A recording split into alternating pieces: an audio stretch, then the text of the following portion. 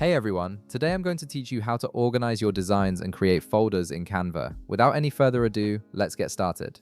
First, you'll want to go to the left sidebar of your Canva dashboard and click on Projects. This is where you'll manage all your folders and keep your designs neatly organized. Once you're in the Projects section, direct your attention to the top right corner of the page where you'll see an Add New button represented by a plus icon. Go ahead and click on it to reveal a drop-down menu with several options. From the drop-down menu that appears, select New Folder. This will allow you to create a dedicated space for grouping related designs together, making it much easier to find what you need later. After selecting New Folder, a text field will pop up, prompting you to name your folder. Type in a descriptive name that makes sense for the designs you'll be storing there. For example, you could name it Tutorials if you're organizing tutorial-related graphics, or Social Media Posts if that's what you're working on. Once you've entered your folder name, click the Create Folder button to finish setting it up. Your new folder is now ready to use. Now that you've created your folder, it's time to move your designs into it. Navigate to the Designs tab where all your individual Canva projects are stored. Here you'll see thumbnails of all the designs you've created.